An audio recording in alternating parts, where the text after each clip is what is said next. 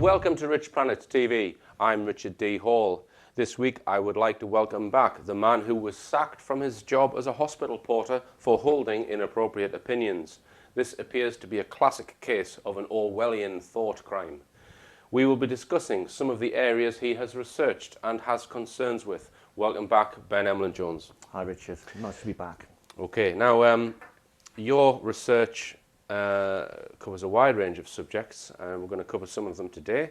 The first is the sort of Big Brother state, I'll just put it as that, which is, I mean, we're all familiar with the George Orwell's book Big Brother, and obviously the television program named after that, Big Brother. And so I've heard some people say that they think the Big Brother program was a deliberate attempt to try and get people used to having cameras on them all the time and being comfortable with being surveilled all day long, kind of thing. Yeah. I mean, do you go along with that, or? Yes, it makes living under CCTV look glamorous. It also encourages us to be ruthless and cruel to each other. In other words, I think one of the agendas that I detect in the world today is to generate a culture of increasing individualism and social Darwinism. In other words, treading on other people to get where you want, every man for himself, law of the jungle, survival of the fittest, you know. And Big Brother, the program Big Brother, certainly does promote that and glamorize that kind of attitude too. So there's several different agendas with Big Brother. All right. Now we mentioned the census form the last time you were on, and you were against governments collecting data and keeping databases on people. Now, there's an argument which is that they need this kind of data to do research in order to set policies, in order to protect us as well, perhaps. Where do you draw the line? My reply to that would be that institutions already exist to protect us. They already exist to collect data for public policy research. You don't need anything else. In fact, public policy is based on research that is done all the time using very different methods that don't cost a lot of money and involve creating databases. Now, I guess in terms of tracking people, I guess the ultimate device would be some kind of implant, so it becomes part of your body that you can then be, where you are. And I've even heard it said that they want to put people's money on a chip which is implanted in your body. I think Aaron Russo famously said that this was information given to him by Nicholas Rockefeller, that's their ultimate agenda. They want to get everyone in the world chipped and have all money on those chips, and if you protest or do anything out of hand, they turn off your chip, and so they effectively remove all of your money, and you then can't buy any food. Yeah. So do you think, I mean, that is extreme, and do you think, I've no doubt there are people who would like to see that, but do you think they would get away with it? It depends on how they sell it, basically, and market it to us and promote it. Now, one thing they can't do is they can't just bring it in one go. So obviously the microchip is the ultimate aim, and Aaron Russo was actually quite right, and before he mysteriously died, as people like him in that position often do die quite suddenly. The ultimate game is to have an implant actually in our body, which is our entry to the database. Once it's inside our body, we can't really get rid of it. You can't, unless you have it surgically removed, you can't actually get rid of it. They can't do this all in one go. They have to create the database first using something, a stepping stone between the two. And in this case, it would be ID cards and other things that are not inserted into your body, but still you carry around with you. Electronic devices which you carry around with you, for instance, ID cards and things that involve your fingerprints. I've also heard, and I think it was one of the, I'm not sure if it was one of the Disclosure Project witnesses, or a Stephen Greer interview it may have been, a guy who was talking about the fact that they can they've got the technology to put this into an injection. They can inject a chip into you, so it's absolutely tiny. Yeah. So that possibly this technology could be added to some mundane, everyday vaccination program, and then suddenly every new child vaccinated is then tagged. The Do you think that could happen? Or has happened? It's perfectly possible. The American researcher Brian Desborough first brought this to our attention. He explained that he had, on very good authority, that they were currently working in secret government projects on nanochips. These are things that are so small you can't see them. Now, these could be inserted into the body in other forms of injections, which, for instance, vaccines, like you said, they could be brought into our body in a Trojan horse style. Now, if they put a nanochip in a vaccine and it got into our body, we wouldn't, the person doing the vaccination, the nurse or doctor doing the injection, wouldn't know it was there.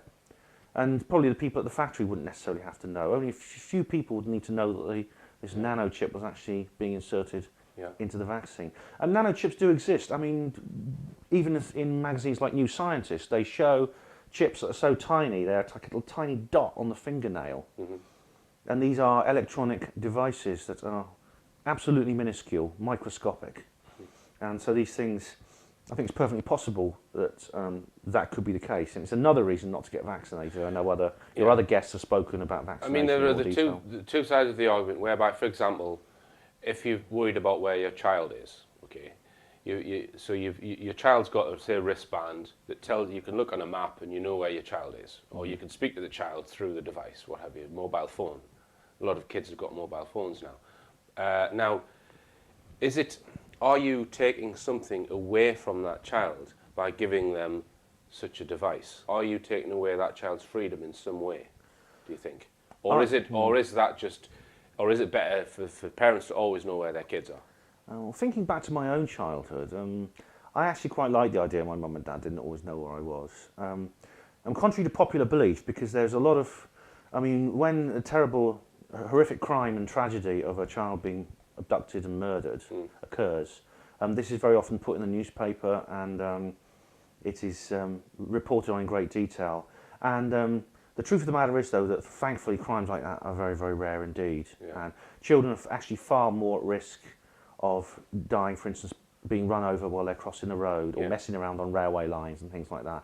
You know, in fact, every time a poor child is abducted and killed by an evil man, probably a dozen children die on the road that day, and die in other acts of misadventure, which a microchip wouldn't necessarily, or a device which would allow the parents to know where that child wouldn't necessarily prevent. So you had a bit of a disagreement with your daughter's school. Just tell us about that. Yeah. Earlier in the last programme, you asked me about how I became conspiratorially aware, and I told you that it was a process that took a while, took a number of years, and it sort of grew in various stages. As I said in the last programme, a major turning point was 9/11. Another major turning point occurred in 2006, where I was already interested in things like 9/11, but the issue of the Big Brother conspiracy and other things actually dropped straight into my lap and began affecting my own life. And this is what inspired me to set up a Panwo. That is that my daughter came home from school one day. She was a 10-year-old girl then. She came home from school and she told me that the school was planning to take her fingerprints. I was absolutely shocked about this. She said it's in the school newsletter, and unfortunately I didn't read the school newsletter, and I should have done. But I opened up the school newsletter, and it was announced, not in the front page, further down in a small column, that the school was planning to take. They just announced very casually, almost by the way, we're going to be taking the school children's fingerprints because we're creating a new library membership database, and it's going to be a biometric one. It's going to be based on the children having their fingerprints stored on a computer, which makes it easier for them to take library books in and out. Instead of using the card that is stamped or signed, they'll place their finger on an electronic reader, and the book will be scanned, and it will know who they are and which book they've taken out. I immediately phoned the school, absolutely furious. I went online and I realised that this has happened to several other children in several other places around the country where they've created electronic databases and they've basically got the children into the practice of fingerprinting. Now, I phoned the school headmistress, who said that she would call me back. Apparently, she didn't know this was happening. Yeah, she said. Yeah, she said that afterwards. But first, she said, "Right, I'm a bit busy now. Can I call you back?" And I said, "Okay." Then the librarian called me. Right. And the librarian said, "Oh, Mr. Emlyn-Jones, don't worry. It's a limited database. It's only going to be used in the library, nowhere else. And also, we're not taking the whole fingerprint of the child. Our system works by taking 2 little sample areas of the fingerprint." I said to her very politely, although I was pretty furious, that that's not the point. The point is that once the database is there, it's there. It can't be uncreated. Mm-hmm. And once it's there, it can, if policy changes, it can be moved into other areas. As far as and this is important. This is an important point that everyone has to realise. When it comes to Big Brother, you have to deal with capabilities, not professed intents, because professed intents can change. Right. It's the capability you have to be wary of. And I also said to this woman.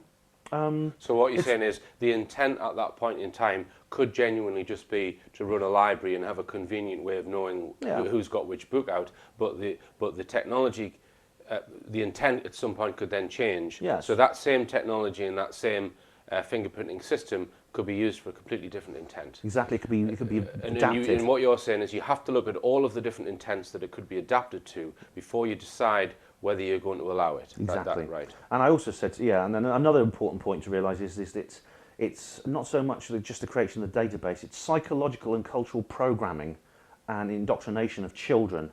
And these are the youngest members of our society. We remember, if they brought in a Big Brother state today, we would remember the time before it happened. And this is actually the case in the book 1984, the main character, Winston Smith. He remembers his childhood when he was singing nursery rhymes and things like that before Big Brother came to power.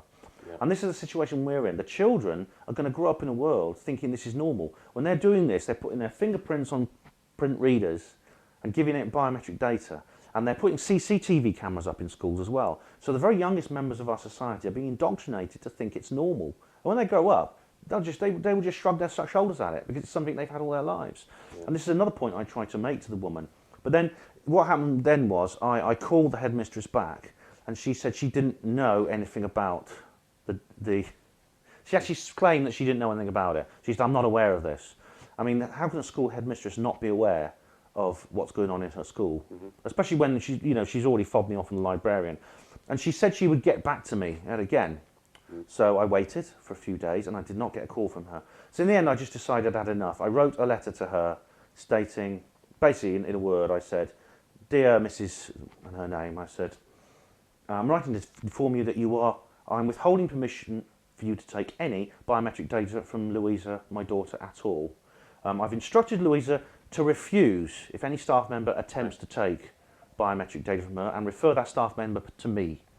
And, as it turns out, my daughter was not fingerprinted at all. However, other children at the school were. My daughter's now left school, luckily. She's 17, she's at college. All right, well, thanks for explaining that, Ben. We're going to go for a short break, and after the break, we're going to be discussing UFOs.